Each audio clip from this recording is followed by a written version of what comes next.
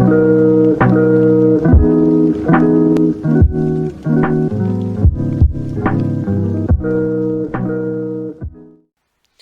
guys, how's it going, Master? And welcome back to episode of Cards and Castles, where today we are jumping into the Cards and Castles Championship Qualifier number 1. Now, to give you some context on what's going on here, of course, you guys already haven't been aware. Some of our community members, over on Discord, have started up a tournament or a championship series, just as a way to kind of get some of the community together and just have fun, play a few games. And we saw the first step in that championship series take form in the first and second qualifiers to go on to make that final tournament bracket, which is a ways away. And if you guys want to jump in on more qualifiers, there will be links in the description. There are some more that are going to pop up. So if you do want to get in on those and be a part of one of these kinds of videos, be sure to check that link in the description. But anyway, what we're going to be looking at today are the feature matches taken from the first qualifier. Essentially, it's going to go round by round, just showcasing a couple of players, a couple of matches from each of those rounds. Nothing too fancy, sort of like larger casting conflicts, if you will. But I will note that there are some spoilers down below in the description as well. The scores boards for the qualifiers, the first round qualifiers, are in the description as well. So if you guys want to maybe see who got ahead of who, because of course not everyone was featured on in this video that took part in it. So definitely be sure to check out the description below, maybe towards the end of the video, so you don't spoil yourself on the results. But they'll be certainly down there as well. Side bit, also on top of this, I did make a lot of references to how you'll see qualifiers maybe on some of the days. I'm trying my best to kind of, maybe phase those out, but just sort of as a warning, originally I did plan on putting these uploads across a 5-day period to make a whole week or so, but looking back at it, I figured it might not be the best idea to do such a thing, considering some of the matches do run, fairly shorter than others, and that's not just because, well, mainly probably because of the decks that were involved and sort of matchups that we certainly saw, but just kind of putting it out there, it wasn't the player's fault that ran so short.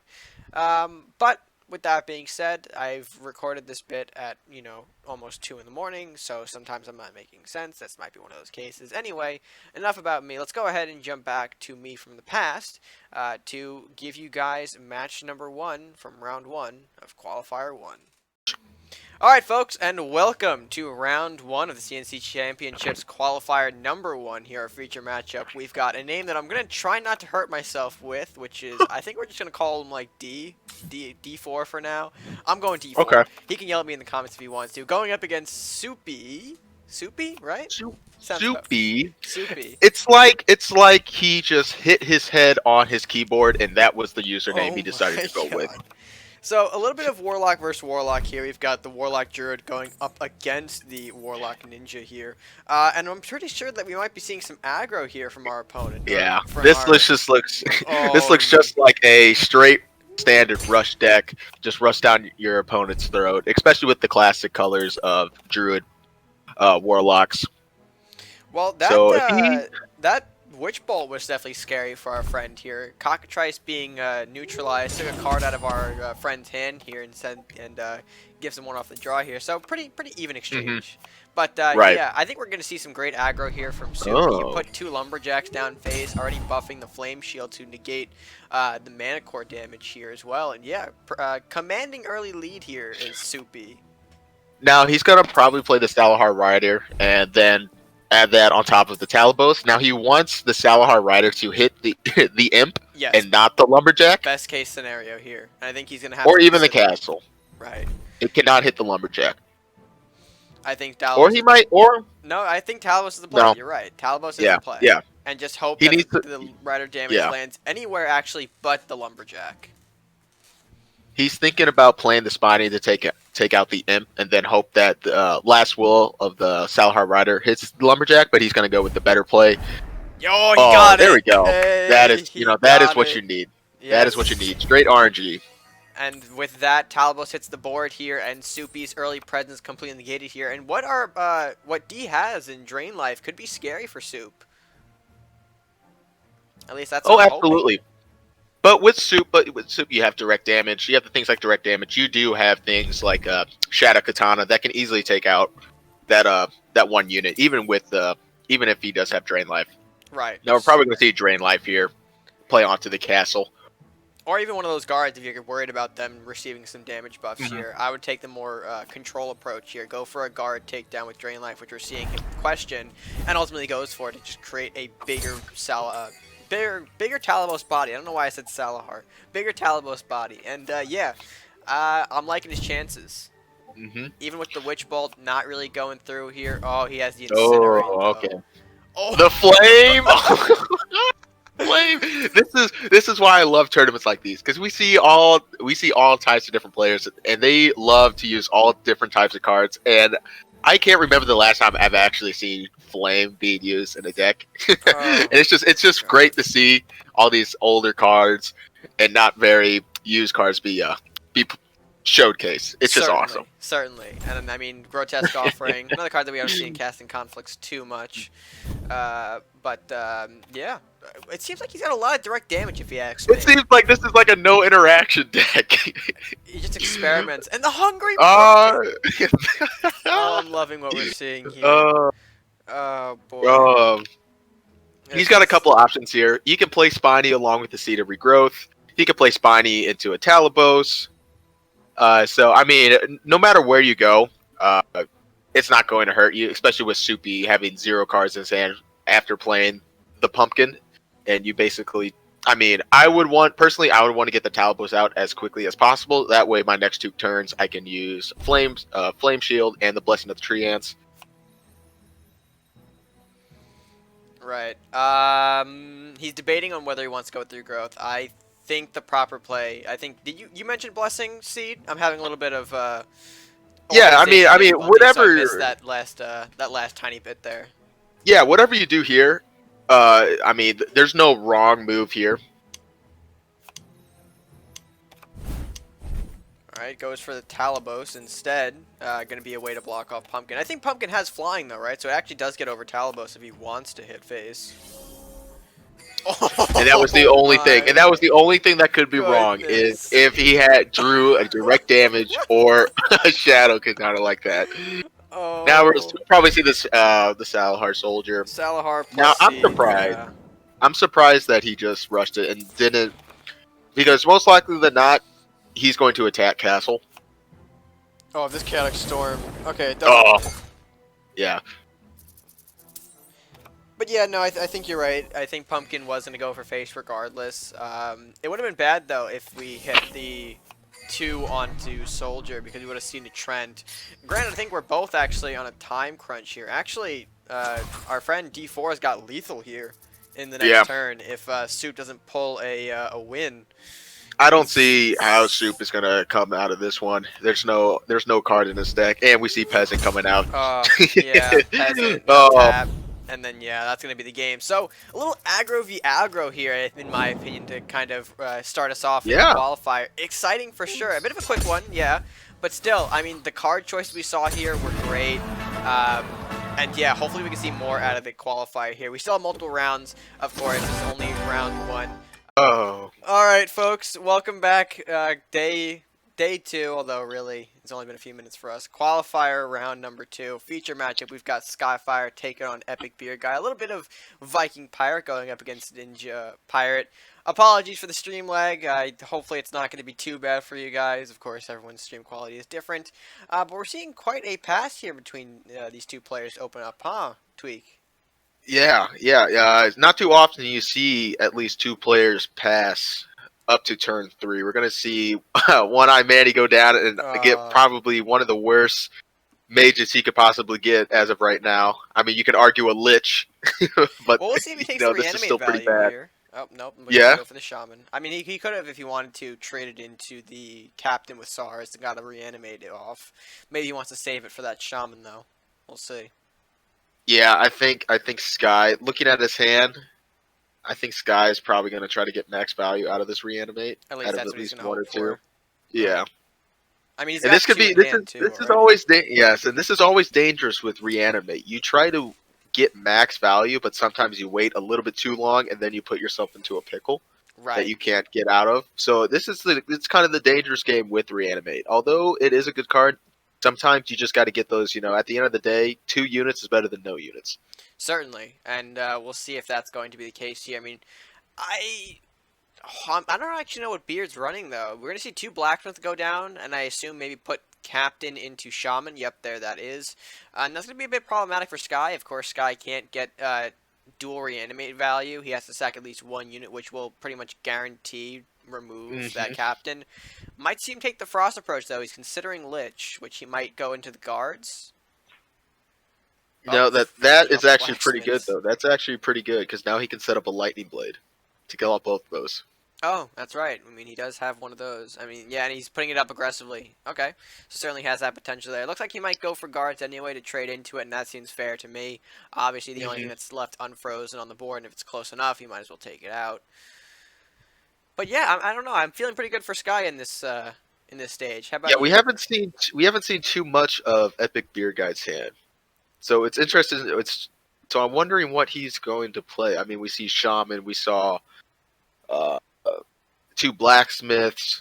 I mean, very standard cards in any decks. So it's kind of hard to tell what he's running. I want to think that he's kind of running the obvious like Scope Kuro. Potentially. But we haven't seen any cards. I mean, we haven't even seen any low unit cards other than the Southport Captain. So I'm quite interested to see what EpicBeardGuy has for us. As of right now, Skyfire, it just looks like the typical reanimate lightning blade Yanaroth. Right, we might see him go for one of those here if he doesn't freeze off the right units, which he did.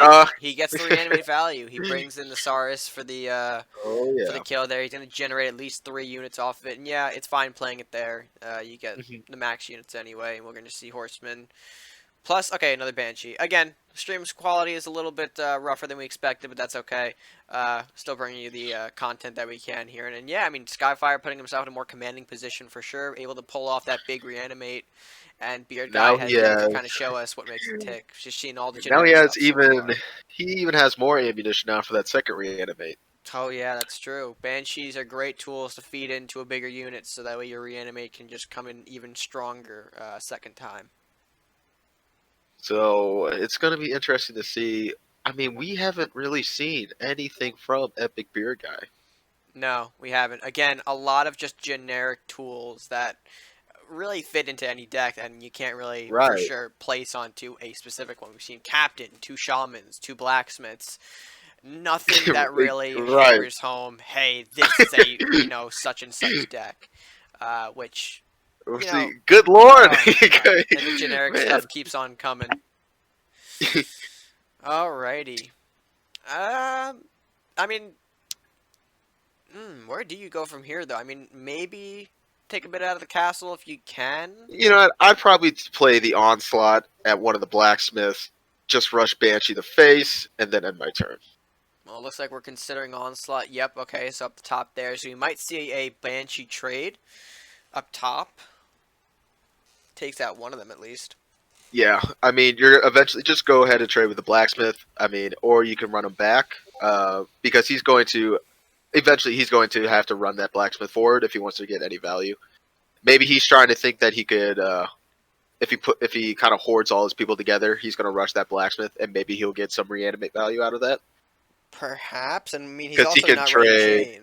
Beard is right. He can trade. He can run the Hostile City Guard into it. He can run the Skeleton into it, and he's already flashed the Temple of the 5 Gods plus reanimate. He's flashing Temple, which I think to me is actually the big play to take note of here. I think he wants to get that down before he starts moving in units. And I mean, Beard is actually going to set up for it quite nicely. We don't know where the Kunoichi is going, but Guard will certainly make a connection into the Blacksmith, which will certainly free up Banshee to smack face and do 4 damage. And maybe even allow a reanimate to be played here. I think he's going to try and find the Kunoichi, though, just because he knows he can put some stuff into it.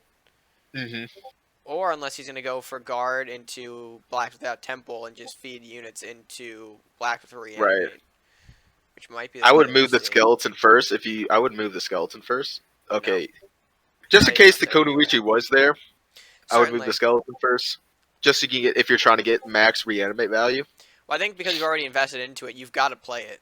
You've got to Oh play yeah, reanimate oh yeah, for he's sure. definitely And you gonna have play enough it. to do reanimate temple, which that is going to be the play here, and 2 more banshees for Sky to work with here, and that's great considering that that's also more spell ammunition for later on too. Hmm.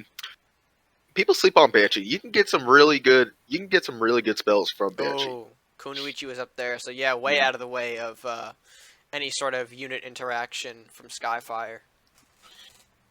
I think Beer Guy's got himself in a pretty bad situation here with only having 1 unit out essentially.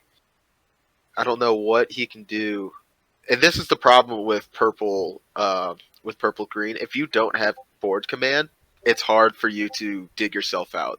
Right. Because there's really no way to clear up any of these units except for maybe like a swordsman multi-strike. But even then, oh, it looks like he was trying to run a. Is he gonna have multi-strike? He's got OTK. Is this gonna Oh be... my god! Oh, and he connects! Oh my god!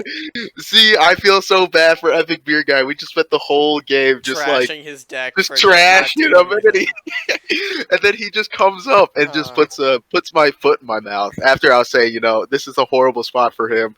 There's no way out, and then he just hits us whips with out the it. OTK like it's no big deal. But with that being I said, never folks, saw that coming. with that being said, that's that's game 2 from round 2. And we still have about 2 more rounds to get to. So, with that being said, and welcome back, folks, to another day and another game in the first qualifier here. We are currently in round 3 as the feature match for this one. We see KerbalsRock takes on Tab, and a little bit, or a second appearance of Warlock Druid up against Warlock Crusader. So we'll see what we've got here. He doesn't have Chaotic Storm anymore, and instead goes for the Pumpkin. This is the second time we've seen Pumpkin in a feature match.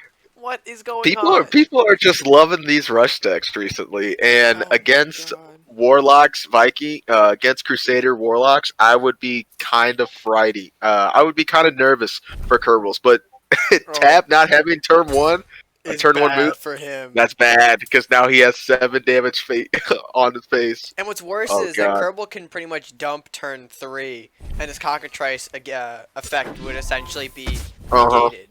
So we'll see if he decides to take that route. Tab having the Priest as an answer, thankfully, to Pumpkin. But yeah, already not in a great spot moving into, early stages here, or later early stages, I should say. You would pray that he has a blue firebolt for... You would pray that he has a blue firebolt for the Cockatrice. And you don't want to be Kerbal if he has that blue fire, because then you'd be negating Talavos, which could be a big, big card, especially if this is... a lot of heavy aggro. Alright, there's the Witch Bolt. So there goes Talavos. But he does get a draw. He does get Pumpkin as a replacement, which is actually not too bad. And he's got the Flamestorm to clean up the rest of his board. Yeah. Okay. So we'll probably see, go out. We'll see the Pumpkin go out. And yeah, just a whole lot of heavy hitters. From, now, Tab literally just needs to survive at this point. If he's got a hand, he can pop it now and just completely turn around the game. Oh, instead going with an aggressive Darkbender. Oh no. The blessing. Oh no, the top decks. Oh, the top decks. Oh my god, this is incredible. This is actually incredible here. Pumpkin is our MVP of the first qualifier. Holy shit. Alright, not gonna really Fear's good for a turn. Fear's good for a turn to set you up. Hopefully he has another Darkbender in his hand. Or a Priest. He's got to have some kind of big healing in here. I would expect maybe hands. Priest is okay. It's okay. Right. It's not what he needs, but it's okay. You can actually play this more defensively now, actually, because Pumpkin has that -1 movement, so it can't actually reach face in this next turn. Right. He can, of course, move around his units a bit to kind of intercept that. But Oh, God. That's going to make things tougher. Manicore, of course, acting as a card to sort of block for this Pumpkin. So theoretically, this Pumpkin is now a 5/9. Tab does have workarounds, though. He can maybe easily buff up the Priest, maybe bolt away the Manicore. Does have options here, but, I mean, Tweakin, how do you feel about Tab's chances? I mean, I actually talked to him before the matchup, and he's playing Awaken Control. So how do you think that's going to fare off against this aggro? Seeing all these hands right now, we're seeing Manticore, we're seeing a 5/5 Pumpkin. We only see a Priest down. That's basically not going to kill anything. unless you have a blacksmith, an armory, some sort of burn, and even then, you're only going to kill the manticore. You're not even going to damage the pumpkin. So how are you going to have enough resources to not only kill the manticore but also get rid of the pumpkin? Because your biggest focus now is definitely the pumpkin, and I'm not seeing any way out, at least for this turn. I don't see how Tab can effectively wipe this board completely.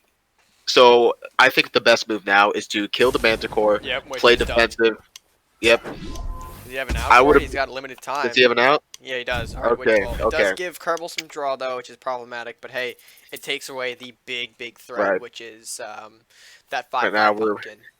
But now we're about to see Cedar Growth and Spiny. You know, the problem with this is those Witch Bolts, yes, it helped Tap, but it's actually keeping Kerbals in the game. Yes, it certainly is. Giving the aggro that slight bit of draw they need to kind of keep putting resources down their throat is very problematic. Although we're going to see a big golem from Tab here. Not really wanting to interact with maybe Kerbal's side of the board here. He's going to maybe force him to be aggressive. And that opens up Tab to take a sneak win here. If this golem gets any more power, it's going to be very difficult for Kerbal to take out. Yeah, but this pretty much seals the win. God. You got the trap card in seed, but it's not going to matter because Tab going to run. He needs a whole lot. You know, I think Tab was thinking. I mean, essentially, this goes back to Kerbal, and it goes back, and Kerbal can't get rid of it, so that's gonna be the end of the game right there. Very close though. If Tab didn't really push this golem or have the Dragon's Fire, who knows what the situations he might be in. Right. But ultimately, he goes to Tab. We'll see if he BMs a little bit. He might pad out my run. Okay, nope, doesn't pad out my run. Thank you, Tab. But yeah, overall, a very close one for Tab. And overall a very enjoyable one. Alright folks, round number 4, excuse me here. But technically game 4, feature match, you've got Banana taking on who I think I'm just going to dub as AAA. So, a bit of a mirror matchup here too. Warlock Crusader taking on Warlock Crusader here, and more of the Awakened side for Banana it seems like. It's going to play the Mischievous Imp top right, just so in case he doesn't hit the Lumberjack, he can go down and strike the Lumberjack. We could see, you know, a low-cost burn from AAA or another unit. Maybe a Mischievous Imp of his own, maybe a Priest, maybe a Lumberjack, Salhar Rider. A whole lot of options he could play here. Certainly, a whole lot indeed here.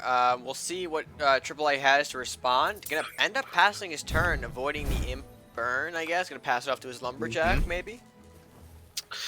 And now, you know, I wouldn't rush the Mischievous Imp. I would do just like you did. Make sure that you get some value out of that 3 attack. That way, AAA can't just sacrifice a smaller unit into the Imp. We're going to see a Blue Fire Bolt. You know, if he was holding on to that Blue Fire Bolt, if he was waiting to play it on something else, he got max value out of that. That was a good play. Honestly, I'm surprised that he played his Rat King like that. Right. Maybe. I mean, a Flamestorm could easily just knock out everything here. If he's got it, though, that's really the big question. And we really haven't seen what AAA's deck really focuses on. All we've seen is really the Lumberjack, right? Unless I missed. Yeah, we're going to see a Rat King of his own. Oh, alright. Rat King is fair. A little bit of rat on rat, which I'm pretty sure you all didn't need in your heads, but there it is. And we've got a Lumberjack to boot here. So it looks like, I mean, AAA is pretty strong on the draw here, it seems. And both potentially taking upkeeps from Rat King. Although Banana contemplating a second one, I don't think I wouldn't play. I wouldn't play the 3rd Rat King. I would just do some trades here. I mean, yeah, you can play the Rat Kings, but I mean, what are you trading? I mean, you can only really trade with that Rat King with the Lumberjack. And now you're just giving AAA even more value for a Flamestorm if he has it. Right, that is certainly the case. We're going to see a couple of these rats go ahead, clean up into some others here. I recommend Banana trading that Rat King into maybe the back rat, if he can still move it. Oh, as we're throwing out no, he already attacked it. So now, if AAA is smart, he would take out the rat in front of him, the rat behind him, and leave those 2 Rat Kings that's 1/1 health. That way, Banana would be left with only what 2 gold for his next turn. Turn 6, which is absolutely essentially terrible for this kind of deck. Which is essentially a skip. Yeah. Which is essentially a skip. you're passing. Sure, you're advancing your rats to kind of get some free damage in, but you can't play Darkbender, you can't play Headwood, you can't play anything. So we'll see if AAA takes advantage of that, even maybe allowing him to take an additional turn, because again, we see Banana's hand. He can't play a 3 gold card. Exactly, and not only that, the cards that he can play, it has to set up one more turn. So we're going to see him avoid both the Rat Kings, which is smart on his play, essentially ending Banana's turn once again. And he's just going to take matters into his own hands. He's going to go ahead and stack all those Rat Kings into the Dancing Swords. And again, just take another pass. He's got no gold to work with for these cards sitting in hand. Next hand, we'll probably see a Craxus come out. Followed by the next turn, I wouldn't be surprised if we see a Darkbender Professor. And then the next turn, we'll probably see Headmaster. Or we might see a Sentry Golem instead of the Professor. But we'll probably see a Craxus come out here. Right. He's going to opt for the go for Priest Headwood. No, I can understand that play because, you know, you already have a good amount of cards in your hand. A Craxus, you don't want to just completely waste the Craxus. We're going to see a Dragon's Fire here. Dragon's Fire cleans up the board a little bit here. Going to give Banana the opportunity, or actually, excuse me, AAA the opportunity to punch in for face here. And, I mean, I'm kind of debating here. Are we seeing a mirror matchup entirely? Because, I mean, we see swords, we see imps. Is this another red-yellow Awakened deck from AAA? I don't think we've commented on that. You know what? I mean, the only Awakened unit that we saw were the Dancing Swords. An imp. So, yeah, an imp. So, I don't want to say that it's an Awakening deck so far, because we haven't seen the likes of Golem. We haven't seen any Headwood, Headwoods. Yeah. We just see, I mean, we have Mordok, we have Wizard, we have a lot of traditional units in red, yellow. Even Dancing Swords. You can put Dancing Swords in any deck. I mean, a 7/4 is huge, especially just for a 4-cost cold. Speaking of Golem, though, look how big this is going to get potentially on Banana's side of the board. We've got triple Headmaster plus the Golem, which already has Deflect, mind you. So can't be hit by these burns if AAA has got any. That's a big Golem. Oh yeah. And we're gonna say the Wizard. All right, does he have a Flamestorm? He needs a Flamestorm to finish it off. No, he's got the Bolt. I mean, he can still push Mordok like this. Although, to be fair, I don't know if Banana wants to go for the double Headmaster at this moment. Yeah, because you're not going to be able to kill the Wizard. You need at least... You're still not going to be able to kill the Wizard here. So now it's more so... I mean, he's going to get at least one hit with the Mordok. Right. And he's going to get a hit with the Wizard. The question is, what do you want to really take damage on? How do you want to kind of minimize this damage the best that you can? Yes. If he's probably hoping that he draws a burn. A little bit too late with that Dragon's Fire. You would have loved to see that play on the first Divine Knowledge. That way you can play a Dragon's Fire plus a Lumberjack. But now we're going to see him play a little bit more defensively. We're probably going to see AAA take out that Golem. And I actually like Banana not revealing his hand, not revealing that the Saurus, because if he would have played that Saurus, AAA definitely would have used all those units to take out that Golem. Fair point indeed. We're probably going to see Banana maybe attempt actually to lure in AAA here for a Dragon's Fire of his own. I mean, we see Mordok got taken down, Wizards in that Dragon Fire range, Headless Horseman can easily be bopped off. So this might be a big Dragon's Fire for Banana going into the next turn here, and I'm excited to see if that maybe can come true. Alright, so that's a good sign for Banana.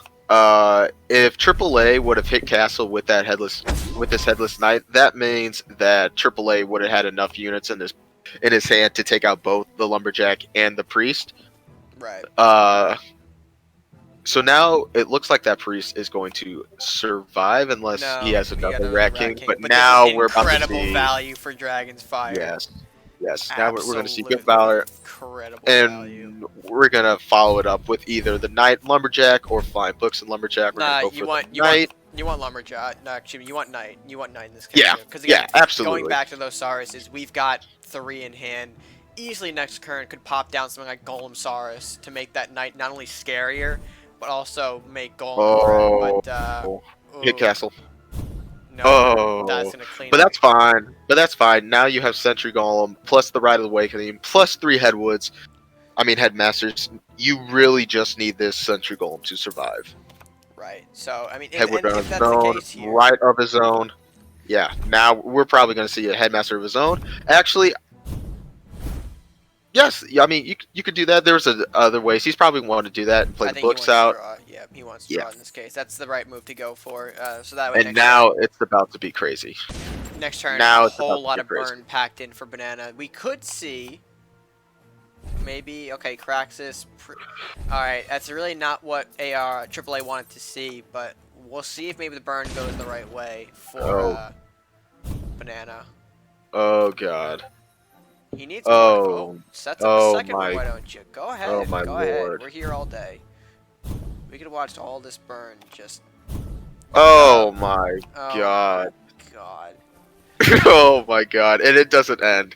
It's not going to end. Talk about just ignoring a problem the easy way, bro. Just, oh my god. And he flashes double Nah, Headmaster at us because no matter what happens, AAA needs to take out these Headwoods now, or else you're seeing a whole lot of burn that's going to end the game. I don't see a way out for AAA. Hands, The only hands. He needs way hands. He needs Hand to the Saint at this point. he does. He needs some. Oh. He has it. Fantastic. Oh. Keeps Okay. himself in. At least a little bit longer. Yeah. But now we're about to see a trade into the priest. We're probably going to see. Oh God. Oh God. Oh my god. No, I'm surprised he didn't trade. It doesn't matter. It's Oh over. my. It's over. Good. Oh. Good Lord. Oh my Like, some god. of these matches, man. Some of these matches, Red. They just, it just, it just makes me want to laugh. It just makes me want to laugh how these games are going. It's it's just the benefit of literally having everyone in the community just come together and play some games. We just see literally everything under the sun. You got a point there, you certainly do. But with that said, folks, that's going to do it. Round number 4 in the book. We've got one more round left for you. All right, folks, match number 5, last round for this qualifier. And yeah, have Reylas going up against Stinky here. And I'm actually quite excited for this one, Tweaking. Do you know why? No, please fill me in. Well, Please. for those who may not remember this familiar face, Stinky was actually one of the former players who played back in olden days, similar to myself and a few others that are currently still around. So he's a very old face. I'm excited to see how he does in this new format. I don't know if he's kept up to date with the modern workings of, Hearts and Castles, but I'm excited to see him play again, for sure. Gotta knock the dust off a little bit, and let the record show I hate church. I hate church. I hate church. So we're gonna see If anyone saw that game with me in church, you'll know. But God, I hate church. So we're gonna see a bit of Crusader Warlock again, taking on a bit of Viking Crusader here. And I mean, Tweegan, how you feeling? Who do you give this advantage to? I want to say Reylas because just Last Will is so powerful. But looking at his hand, I'm gonna give the edge to Stinky because. Okay, that's good that he managed to top deck a priest, but that's literally just going to wound the dwarf miner. It's not going to do anything else. You can't even coin into anything. Right. So your options is literally to just either Priest play and the hide. priest And hide. either priest and hide or priest and attack. To be And honestly fair, it's quite scary, Reylas' position. He's got Andrew as his only out to this. He can't coin into an Arcanon. He's top decking pretty poorly here. Oh God! Hey, the Crunch Bearer! I just want to give Stinky a hug. Well, to be fair here, I mean, that's kind of the small break he needed to see, honestly. Grudge Bear is going to take some time to getting over to the castle, especially being in the Crusader faction. I think he needs, as much as he would hate to do it, I think coining out the Andrew is his best play. You've got no other options, and that dwarf is going to continually deal 5 damage if not dealt with appropriately.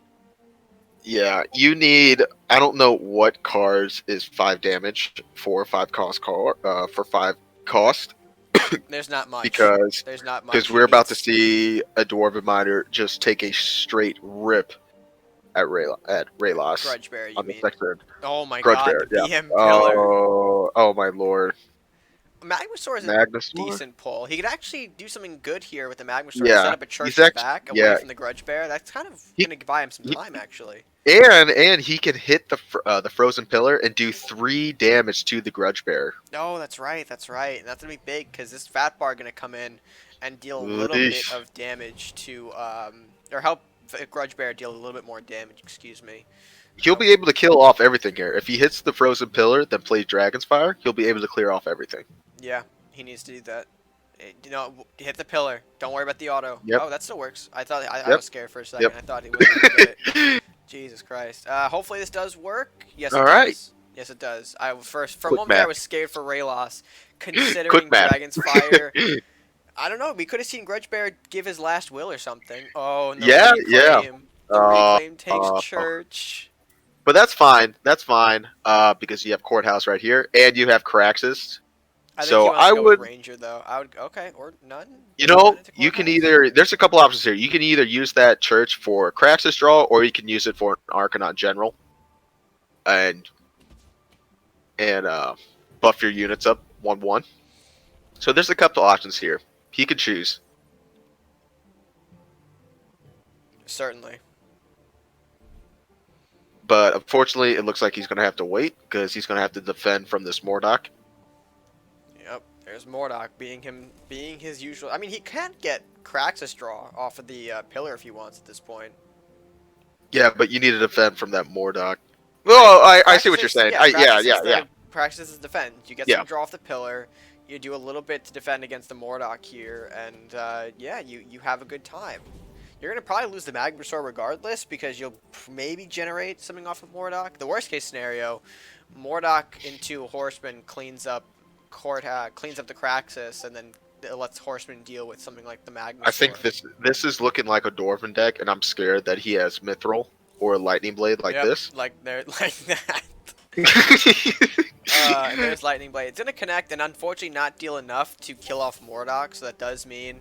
Oh, no. Oh, and he's going to take out the Courthouse, too. Yep. If he wants. The courthouse Yeah. takedown. There's no other way to deal with that except the Courthouse. Granted, if Reylas can pull a burn and hit the Fat Bard with it, which it looks like he's not going to pull, that would have been the answer he would needed.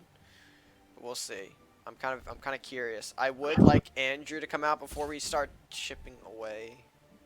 Oh. Oh no. Okay, play Mordok. Hit Mordok. Hit the Nunchuck Nun. Hit Mordok. Hit the Nunchuck Nun onto the Undead Knight. Yeah. And then you just need a Headless Horseman to either hit the Wraith or the Bard in order to clear up. Which I understand, but yeah, I definitely think you have the right idea. You do put yourself in a scary situation, but I think you have a good opportunity here to take out this Mordok if things go the right way for you. Which or Wraith. No, Wraith is good. They kind of do. I disagree with the position. Wraith is good. No. Yeah, that works. That works. And that pushes. And you're gonna get a free. And you're gonna get a free unit from that church. Yep. So this has turned around quite well for Reylas. Yenneroth gonna say no to that though. Now he's going to have to wait a little bit. There's actually, I'm looking at his hand. He has to do Andrew Nunchuck to fight off this Yenneroth, I think. Right? We're about to see a big lightning blade here. You can't.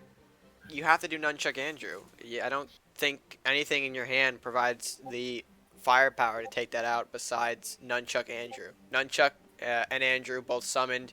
Get the 2/2 from Andrew, the 1 from the Nunchuck Nun, on top of Andrew's base stats and Nun's initial attack. I think that's enough. 2, right? 2 plus 3. Yeah, that's just enough. 3. That's just enough. He has to go Andrew Nunchuck. He's no. He's probably gonna play Vicious Sunflower. He might probably throw up some kind of barrier here, but that's gonna give him so much more value for Ugh. All right, fair enough. The I really takedown hope was he doesn't there. have a yarm. It I was. really hope he doesn't have a yarm. Oh my God, Yarm A is yarm would be devastating. a yarm would be devastating here. Oh my God. And it seems like Sinky's running a Dwarven deck. So if he is running a Dwarven deck, I mean, yes, Yarm isn't a dwarf per se, but he looks like a dwarf to me. And Oh this game, no, okay, okay, all right, that worried me for a little bit. That worried me for a little bit. Oh god. yeah. Oh, we're about to see some big Andrew value here. Well, what if Mithril goes down? Ah, see it. No, we're not gonna see it. We had the gold for it though. We had the gold for it.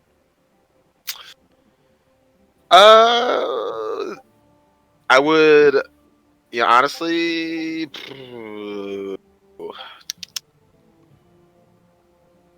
Yep, hit the church.